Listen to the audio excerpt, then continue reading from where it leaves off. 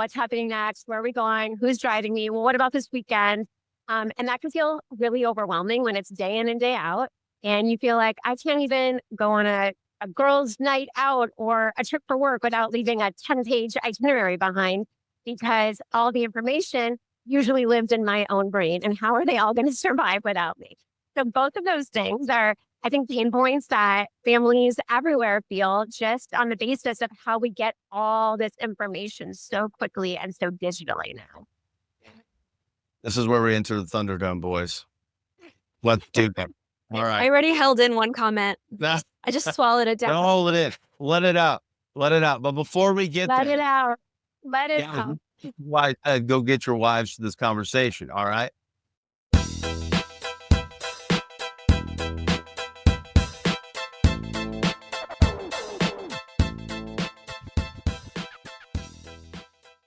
Hey guys, and welcome to the Skilled Dad Podcast. My name is Zach Reeser. I'm your host, and if this is your first time joining us, I want to say welcome. And if you're coming back for another episode and you're part of the Skilled Dad Society, I want to say welcome back. And this podcast is for us. However, today's podcast is a little different. We are doing a special Mother's Day episode. So before you keep going, I suggest that you go grab your wife and give me a little help here, guys. You'll understand why in a minute. And listen to this together. I mean, we all do a lot of different things in the household. Depending on what your household looks like, you might have some of the different chores and jobs, responsibilities split up. Some of you might have that, but have never actually said it. And then some of you may not have that at all. And that's one of those things that we're going to jump into today, which is the idea around mental load. So if you've never heard that, let me be the first to introduce you to the concept of mental load. I know it's a thing because my wife has talked about it many times with that vernacular. And then I was fortunate enough to connect with our guest today, Jessica Etting, who started and created a tool that actually facilitates and helps us as families get together in a different way and reduce that mental load. So Jessica is joining us. I'm going to introduce one more guest. My wife, Sonya Reeser, is joining us for this one. And I want to tell a little story before I hand it over here. I was getting ready to record with Jessica. And my wife says, "Hey, who are you talking with today?" I said, "Well, it's Jessica." And she created the Jam Family Calendar. She's like, "I want to be on that one." I was like, "What? You want to be on it?" I was like, "It's a little late. We're going to record in like an hour." And you haven't gotten too excited about being on with me for a while with the podcast. So I was like, hang on, let me make a phone call and an email. And I talked to Jessica, and everyone loves the idea of getting together because this is big in our discussions, in her world. And obviously Jessica's focused on it. So we're stepping in the lion's den, boys. I'm representing all of us. I'm outnumbered here. So this is going to be a good one. But first of all, Sonya, thank you for joining on this podcast. Oh, absolutely. And Jessica, thank you for joining. I'm excited to dive into this topic with you.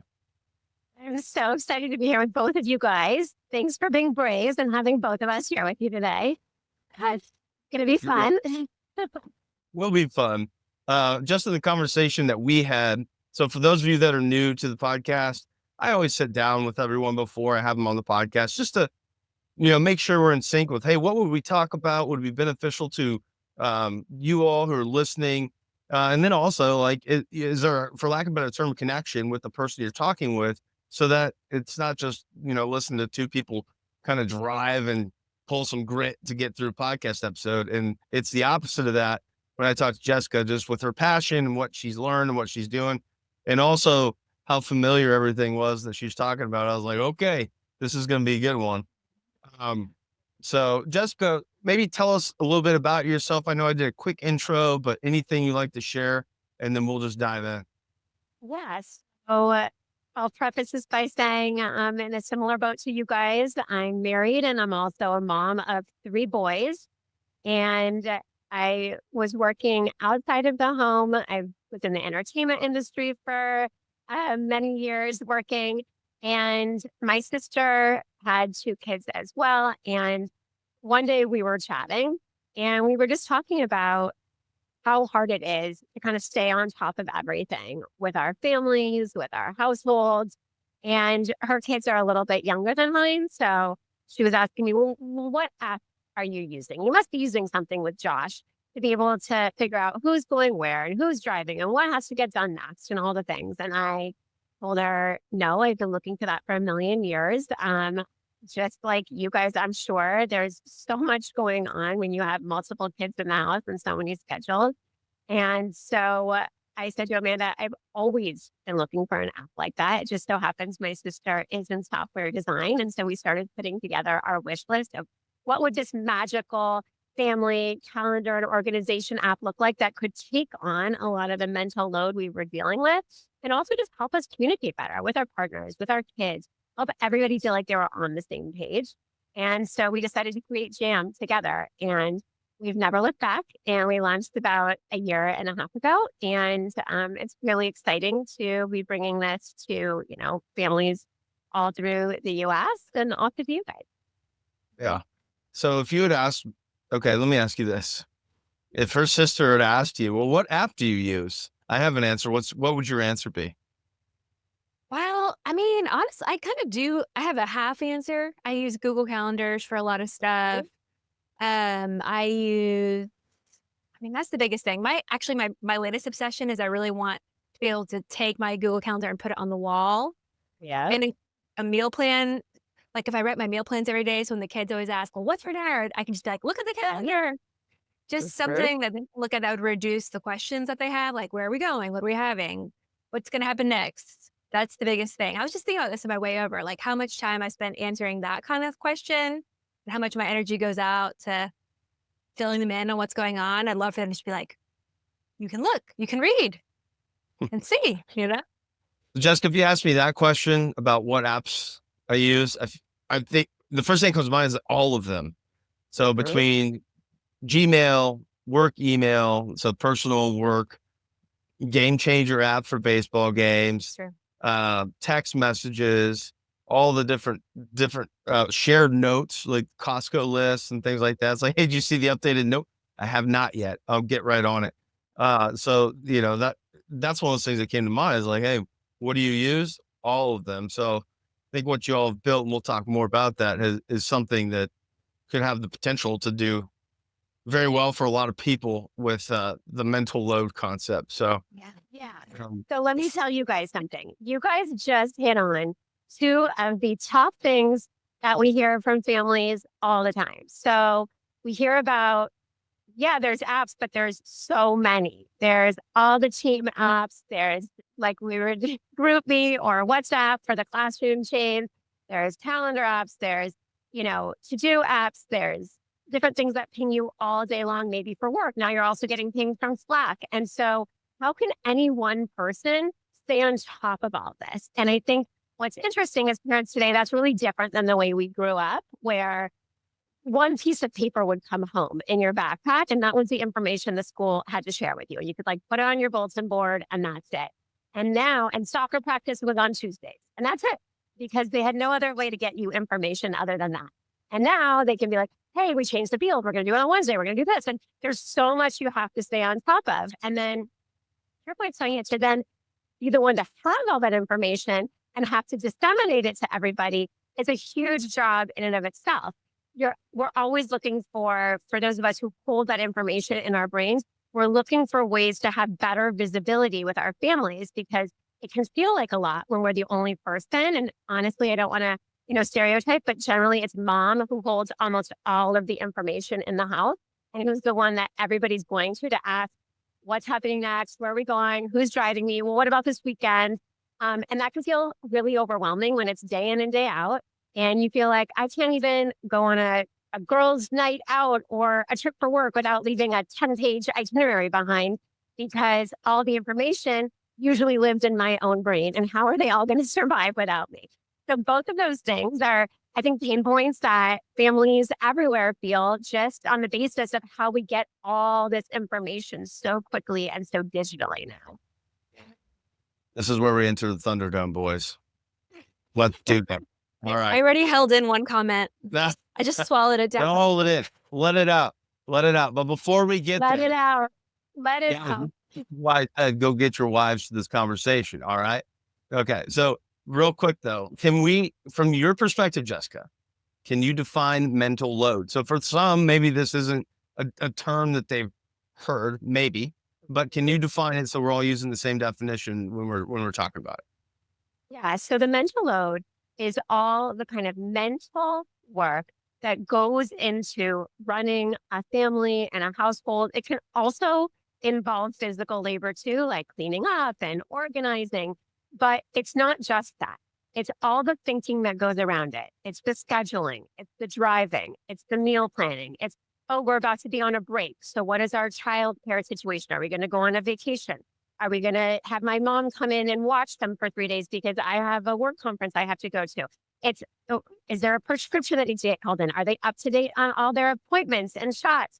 Is there something with the house that needs to get done? There was, the air filters need to get changed, or there was, something that we're supposed to do for the house maintenance. It's keeping track of all of those things. Extracurriculars. I mean, obviously, I could probably go on for an hour of just the things that probably most moms, and I would, parents, but really moms are tracking on a daily basis. And so a big part of the mental load, yes, it's doing all of those things, but it's the anticipation.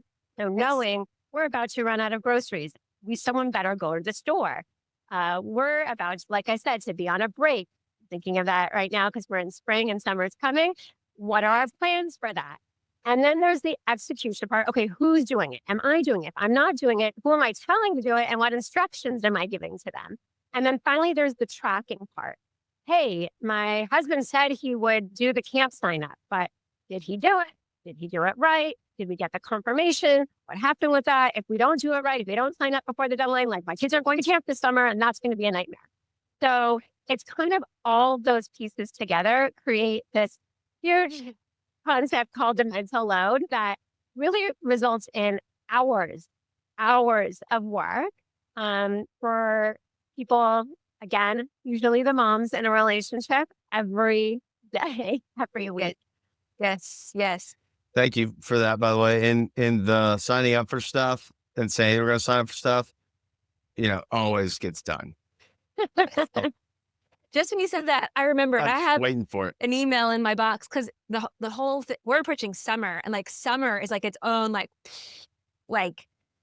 because it's just months. It's literal months of activities you have to plan, and it's So like, much work.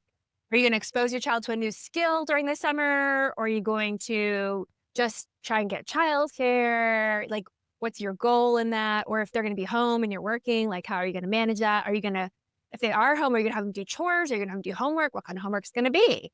Or do you have the worksheets? Exactly. And that's just, Are you going to try to enrich them in some way? Or are you just Yep. going to want them to have a great time? Or are you trying to plan it with another family or two so that if there is driving involved or logistics involved, you have other people to do that with?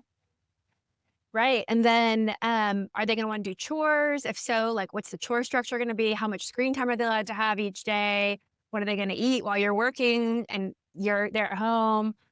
I mean, we're barely scratching the surface, honestly. Yeah. This is why I was afraid to have this conversation. But no, but it's good because clearly the like as you said, Jessica, there's a lot of universality with it. Guys, if you're hearing any of this stuff, maybe it's familiar. And one thing, as our camera did wonky things, you all had shared too with. I don't think we've said this in the recording side of it. And this part is a little mind bending for me. It's the amount of group chats that you all have in whatever platforms. It's pretty phenomenal. I've got some group chats. I got, we've got kind of extended family. We've got close friends. We've got a little bit bigger sphere of friends. We've got some different teams that I'm a part of. But it is pretty off the charts, at least from what I can see. And guys, I don't know where you are with that, but I see that. So, okay, I want to ask a question. Might get in trouble. Okay. So, like dinner plans, right? We make meal plans Based on the week's activities. based on the week's activities. I sit down with my planner, Yeah. with the calendar, so I can. Yeah. sometimes when it's dinner time and I've got it, and maybe we don't have the things that we would need because we didn't get a chance to go shopping, something like that. We may do with what we have, and it's a delicious dinner. So my question is, and I don't know how I'm going to ask it because this is like, Jessica, if you're here, you're probably I'm loving this. Keep giving going. me the eyes. Giving me the eyes. Huh? Is there? I feel like we're getting out beyond mental load in this stance, We're but not at all yet. Yeah. We're Yeah. right there in it. right there. Yeah. I have a friend that wanted me to ask one of you listeners, Shirley, is sometimes do we make it too complex? That's a good question. I think for me, and I'd be curious to get your take on it, Jessica. I don't think so. I think the reason why I meal plan is so that I don't have to not have what I need in the moment. I'm not as good as making a random recipe as you, I guess I would say. And I also, another thing that I'm looking for with meals is to make sure that the kids get the proper nutrition. So I think it's okay to have a randar meal every once in a while. I do enjoy that word, randar. But it causes me anxiety because that's one of my roles in the family is to make sure that they are getting the proper nutrition. And I also have an intimate knowledge of some of the issues that our kids have physically. And if I don't provide, for example, enough vegetables and fiber, 2 of the 3 are going to have some problems. And so if we do a random dinner every time and don't have the needed components, it actually causes more work for me down the road. Sure. Um, Well, I'm not saying that random dinners are like, I'm not saying that meal planning isn't valuable and something we need because we do. right. And in itself, I think at least what I see is the block of time spent on meal planning, which is significant or can be. I mean, there's a system involved Yeah. where here's go-to recipes and here's the nights. But it's more work up front, like a lot of things. It's more work up front, but then on the backside, you've got it all planned and ready to execute and make it happen. Right. And then you reduce, you improve the health of everybody, which is, important. And you reduce spending money on drive-throughs and wasted time sitting in drive-through lines. So I don't think it's too complicated. I don't. I think you're actually saving time and money and brain space. In the case of meal planning, I would agree with you. You're also reducing a lot of stress in the moment. You're knowing if I put some time towards this now, it's not going to be everyone asking me every 5 seconds from the time to get out of school, what's for dinner, and we're driving somewhere and I'm not sure yet. You get to reduce all of that stress because when you could have planned and prepped. I do think you are kind of bringing up a great bigger question though, which is when husbands and wives are kind of like delegating certain things, amongst each other and the standard levels are different. What do we do? And sometimes, again, just to generalize, maybe does the female partner have higher standards than the male does? And what do we do about that then? And I think those are the kinds of things that are like worth having conversations over. So I think the way you guys just did it was honestly perfect. Of course, a random meal once in a while, not a big deal. But if like every time it's your turn, it's pizza night, and I'm the one in charge of making sure that all my meals are packed with nutrients, now we've got something really uneven here. So I think and also you really cut to the heart of the issue of here's why it's important. There are times, I'll be the first to say it, I am a recovering control freak. I, will definitely want things done a certain way. And then I'll say, okay, you know what? Like I can let go of some of that. It's really just the way that I prefer versus you. Who cares? Other things, we have to come to an agreement. Yeah. Right. Right. And sometimes I will say the man who's more so working outside of the home, traditionally, not always. Certainly we have some say dads and, more flexible time. But like sometimes it ends up being the female partner again who ends up seeing the result of sad randomness, Interesting point. Yeah. So like, from a presumption standpoint that more moms stay home than dads, typically. I do know for a fact, you listening are stay-at-home dads, and know if you I'd be curious for those that are listening, if you are a stay-at-home dad, I'd be curious what your experience has been.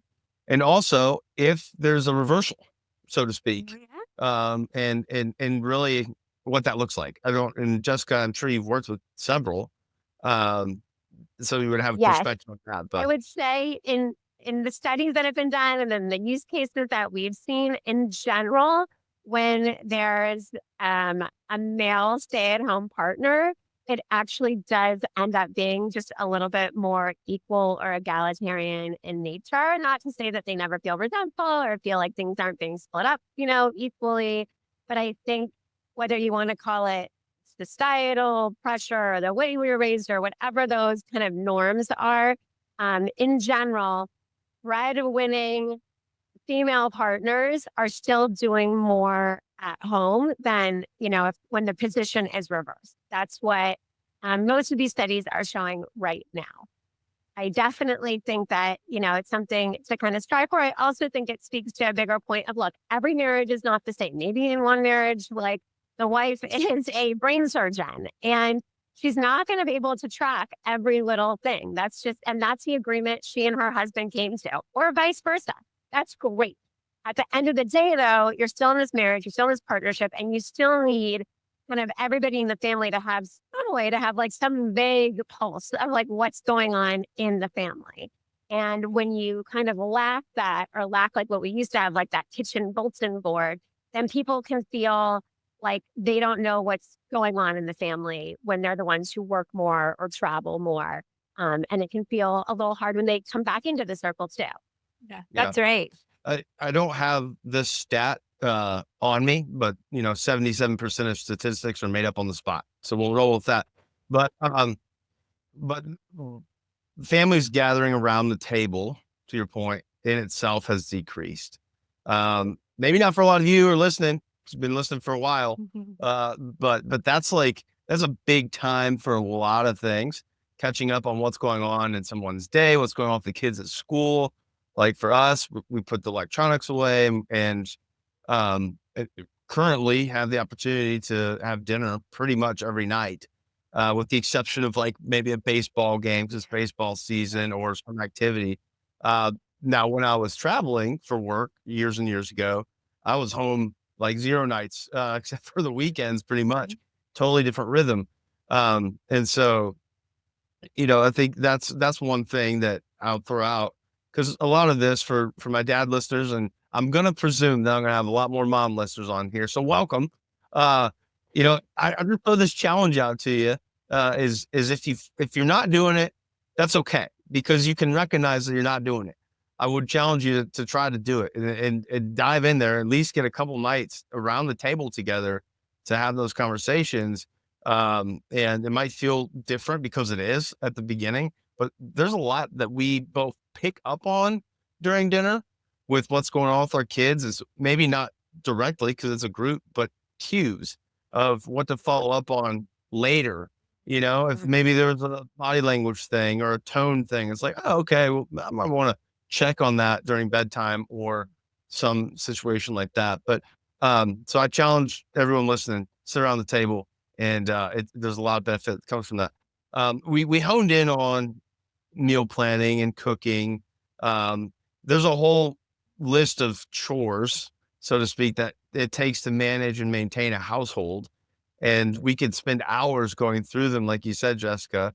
But I just want to say one thing from the guys' mental load side. I can tell you because I hear it from both of you, and we've had a few different conversations that I definitely maybe don't share the same level of the same things, but my mental load is definitely high capacity with a lot of things. And I don't know, it'd be interesting to go through a checklist and be like, what's on your list that you have? Here's what's on my list and see where we align and then maybe where we're apart to just facilitate the conversation. Yeah, I I mean, yeah. that was a big thing. And so in creating Jam, one component of it is to-do list, shared to-do list. You can have your private to-do list, shared to-do list, just you and your partner with your whole family, and you can delegate.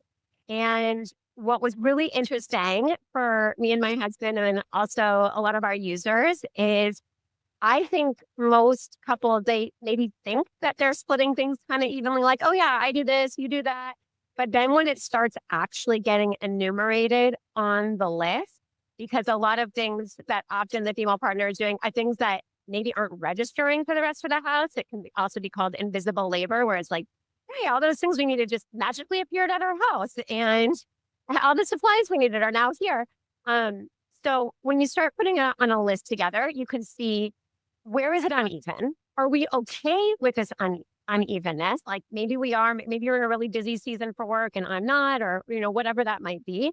And if we're not okay with it, what are the things that we can sort of swap out? So you take that over for me so that it can be a little more even. And I think that's where, resentment can build. And then you can also improve upon it. I love that, making sort of the invisible visible. That is really, really. I'm instantly downloading this app, just so you know. Well, we're supposed to have already, but see, we need an app for that. See? But okay, Jessica, do you come from the business world? You said entertainment, but so invisible work, that's a familiar term for me in project management. But I think those that may not be in that world, and that's essentially all the work that's being done, that's not actually like in the bullet points. It's the in between. Now, sometimes invisible I work. feel like I am a project manager. Well, yeah, You absolutely are. Yeah. yeah. That's So I'd say with the invisible work too, that I think this exercise is good because there's also, and tell me if you've seen differently, there's also time where that invisible work actually isn't necessarily the value added work or need to be refined in a way that can be more effective. And so it's not wrong, but maybe it could be refined to help reduce the either habitual stress or what we're doing to be more efficient and effective with it. Yes, that makes so much sense. There's so much I want to dive into there. So first of all, it's funny that you mentioned project management. I do come more from the entertainment industry, but my co-founder, my sister, she came from not just software, but project management software on the business side. So I had a really good, understanding of how all of those types of systems work. Now, invisible labor is also something that, a lot of people have been talking about in the kind of home sphere and mental load sphere of, I'll give you an example, and this is exactly why we created Jam. There is a recital on the calendar for Friday. And so maybe one person in the house sees that recital, okay, I've got to be home by 5 p.m. and that's it. Another person in that house might go, recital, okay, my kid needs, they need new shoes because they said they have to wear formal shoes. Oh, we should definitely bring flowers for the teacher and the kid. Oh, we got to email my parents because they're going to want to go. Oh, they sent a link for the tickets. I better buy the tickets. All of those little things are what's going on in their brain when they see recital. And those are all things that then kind of by default fall onto their shoulders to either do or to say, hey, can you email your parents? Oh, did you email your parents? Again, all the extra labor. So when we talked about invisible labor, that's going on every day. And so when we created Jam, we said, this cannot just be something that moms are using that then just put more work if mom's got to enter all this stuff in. And so we really tried to make it so that when there's an event in the calendar, all that stuff gets listed out.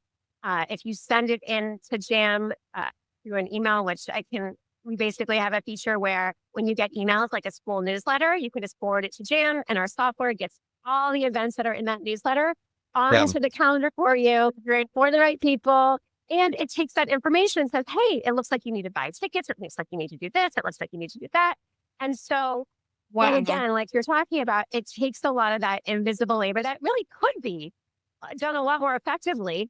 It lists it out and it lets everybody kind of share in it. And I cannot even tell you how much that's helped me in my own life because it is too hard for one person to keep track of it. And now that so much more ends up on our calendar and on our list, my husband, my sons can go, hey, Mom, we're supposed to be doing this by tomorrow. And I'm like, I'm so glad that you knew that too, because I would have fallen through the cracks for me today. 100%. And then I was looking up something. I'm sure you're familiar with the book Fair Play. Yes. We love Fair Play. We love Eve Rodsky. Now she breaks down the tasks, and you kind of touched on it already. There's the conception of the task, which is like knowing that it has to happen in the first place, planning it, and then executing. And so often what happens is because the woman is the only one who knows about it, the conception phase, then we plan it, and then we end up burning out. And so what we end up doing to our poor husbands is being like, we throw the execution part on them, and we're just like, make this, brah, and that can do it. Yeah. It can also be called a RAT, a randomly assigned task. So all the end part when really, we've brought it 90%, but to them it's unfair because they never knew it was coming. And so then they just get like the rage dump at the very end.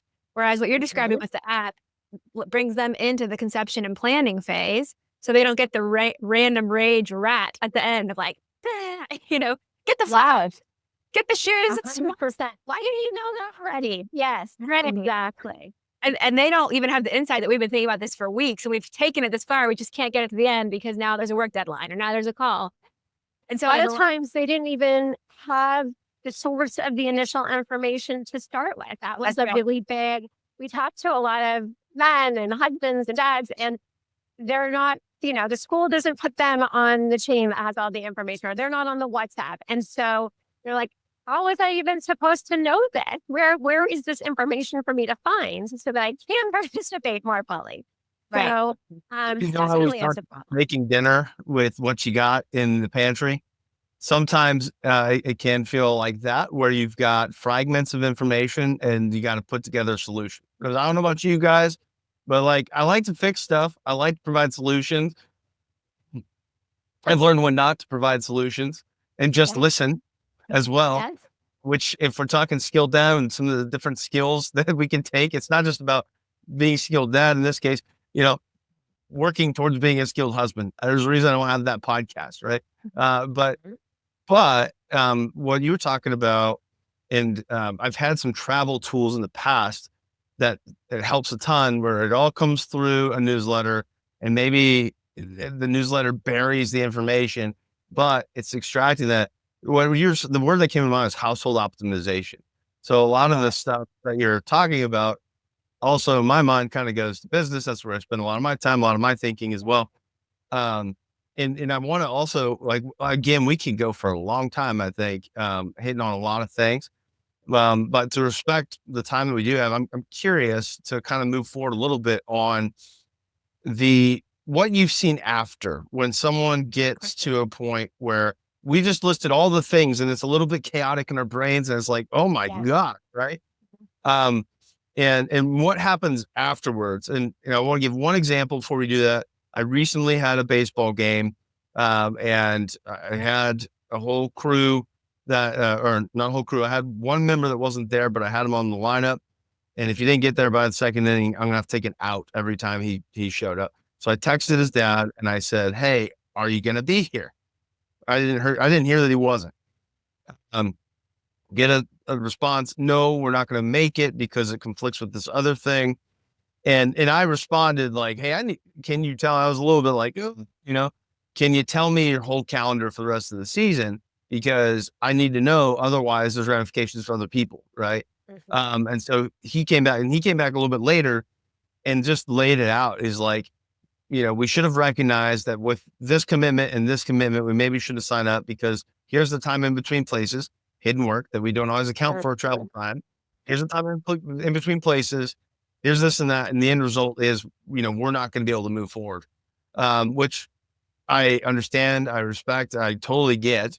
But those are the things that for a dad too, when was it fair to say, like with sports, activities, things like that for the boys, like I kind of lead that one. That's great. That's one thing she doesn't carry. But for me, I'm like, who played what inning last game and who pitched. And that's just one example. But on the flip side of that, what have you seen when people have successfully come together and harmonized? I am really excited by that question. And also even what you mentioned before that about household optimization. Because I think, especially maybe for your guy listeners who are in business, like really, I think it helps to think about your household or your family. It really is like a small business in a way, right? And there's different people in the house that have different roles, your kids versus you, maybe versus if there's a caregiver around as well. And there's a lot to manage. There's schedules to manage. There's purchasing to manage. There's, tasks to manage. So I think a lot of times we do ourselves a disservice when we think, oh, it's just like this small thing, like running a house or running a family, when in reality, there is so much there. And so it makes sense that we're all feeling so stressed out and feel like it's so chaotic. We don't have a good system. You would never expect to run a business without a system. So why do we expect to run our households without like a great solid system? So that being said, what I've seen when Jam is introduced, I'll give you a little story about myself. Before we launched Jam, I used to, every night, I'd be like starting to fall asleep, and I'm sure you can relate. Tick, tick, tick, tick, tick, all the things that have like, ooh, I maybe, I'm worried I'm going to forget for tomorrow. And I would like get up and be like, okay, I had to email myself that we have to, send strawberries to school tomorrow. And oh, I never returned that email. Oh, Josh, you've got to call the dentist tomorrow. And I would just email myself all these things. And then I would wake up in the morning, like this huge email from myself. And it would be so chaotic to get them out the door. Did I look at the email? Did I remember everything? That's how I operated for like 5 straight years. With Jam, first of all, I know most of that stuff is already living there. But when I'm going to bed at night, if something pops in my brain, there's a place that I can now put that where I know not only will I see it, but if somebody else needs to see it in the morning, they're going to see it too. And same thing for my husband, because I'm sure you guys can relate to this too. I also hate when he would turn to me at 11 o'clock at night and be like, Dave, you never fill in the blank. And I'm like, don't tell me that right now. He also can just put it in Jam and he can tag me like that. You need to do that by tomorrow. Pay that bill. And now I know it's there. I will get a reminder. He doesn't even have to think about it the next day, but I can like still go to sleep and not be stressed out. So yeah, having a place where it all goes, that's one really great benefit of kind of getting on a system that everybody is using to get. Yeah. Love it so much. Well, I would imagine as the result, they're like, a lot of us move because of in marketing world, for those of you in marketing world, I got a couple of you I want to name, but I won't. You can ping me after you listen to this and let me know if I'm right or wrong here. But we used to operate in a role I was in. I mean, a lot of people will act with emotion, right? We make decisions a lot of times based off emotion, not necessarily logic, especially in purchasing decisions. There's a lot of emotion involved. Rather than the marketing side of it, let's look at maybe the antithesis of not having this, and we just keep rolling where we are. Wherever you are in your marriage journey, in your parenting journey, whatever it might be. I laid out 3 scenarios at the beginning. There might be more. Our context for our lives is all different, but there's common DNAs, guys, that we've run into after 2.5 years doing this. And one is you've got a system in place that's working for you. Kudos, rock on, keep going. You recognize there's roles, but some of them, but maybe not all of them. You talk about a little bit, but it's not as good as it could be. And there's still some of that stress. Third, you don't talk about it. There's a lot of stress involved, and maybe there's some resentment that happens that can flare up, fights, arguments, whatever, whether the kids see it or not, like that is down to the kids and they're going to learn from you in that too. So if we go down that path, then it doesn't always lead to a good result for either party or kids, in that we're not communicating. There's a lot of stress that all could have been avoided. It still takes work, but there's going to be a lot of work on that end if we go down that path too. So, and I should have said at the beginning, we're not sponsored by Jam Family Calendar. There's no agreement here, but the conversation and topic of what we all carry mentally. Look, we have money. We have our own health. We have our kids' health. We have our jobs. We have all the things that we've listed around the household. You have sports. We can go down the whole list. That's the joy and privilege and, lack of a better term, burden that we carry when we have kids. So we want to find those are all really good points. And I think the one thing that I want to interject there too about relationships is that, look, we know mental load is one of the top drivers of mental health issues for women and moms in terms of stress and anxiety and burnout. We know that that can play out in relationships as well. And to your point, I've more than once been out and about and had a guy tell me, wow, I'm divorced. And if we would have had a system or a tool in place, this probably would have helped to save my marriage. And I do think that even though these things can feel like small little cuts that go on through the day, without those bigger talks and without those, bigger agreements in place, that's really the bigger thing of what we're working towards, right? Is like more harmonious families, everybody feeling appreciated, and like their work is being done for a good reason and is being visible, by those in the family around them. And that when you can sit down at that dinner table for family dinner, it's not just a download of everything everyone needs to do or go, because that's Exactly. somewhere else. That's in your software. And right, you can use this time to connect about other things, which is, so missing, I think, in so many households and families, because there is so much information that seems like we have to download on every day. Yeah. Right. Yeah. That's a beautiful thing. And task work. I mean, sometimes I think, you look at if we're operating and optimizing our household or not, we're just operating in it. Within a relationship, there's relational and transactional. And sometimes we can fall into being more transactional than relational. So if we can remove some of the transactional needs, that allows for more relational opportunity. And with that comes a lot of great things. So again, if you got a system, great. If you don't have a system, go check this out. We will be, Oh yeah. all for the effort of going after, that home harmony. But happy Mother's Day. Thank And you. I also want to say, it doesn't go unnoticed and you're not unappreciated. So I want to say, I don't know your husband, but if he were here, which I thought he's going to be here, he left me hanging. What's going on, Jessica? We would have loved to join. You had a lot to say. I'm sure. I appreciate you. Thank you. I've seen some of the stuff you and your husband are doing, so I know that he appreciates you, and you guys have found a way to make it even better. But for all the moms listening, I want to say you are appreciated because you are doing a lot. Dads, go tell moms that they're appreciated. Go tell your wife that you love them, that you appreciate them. And if that's a new and awkward thing, well, take that as an opportunity to realize that's a new and awkward thing. And that's one of the things maybe we can work on.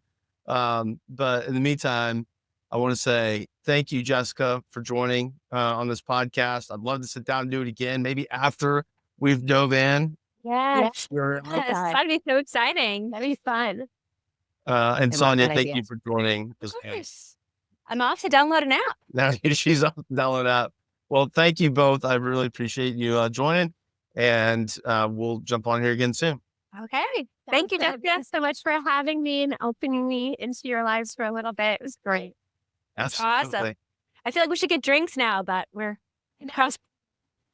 We can make that happen. Business trip. Yes. Thank you both.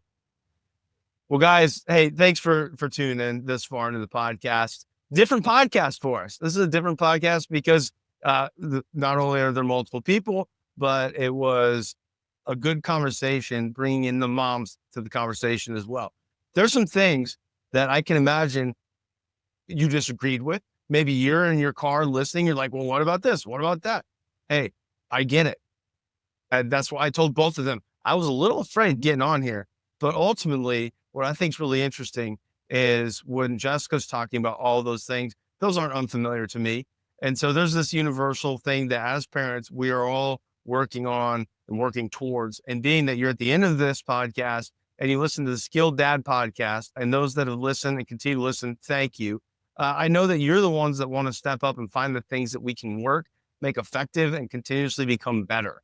That's our goal. As the kids grow, we're going to need to bring something new to the table that we don't know how to do yet. And we're learning how to do that together. So if this conversation resonated and your wife's not listening to this with you, maybe it's an opportunity to listen to it with her. And then it'll spur up a conversation. If you got some questions about it, you can email me, Zach@skilleddad.com. If you think of somebody that maybe could benefit, please share it with them.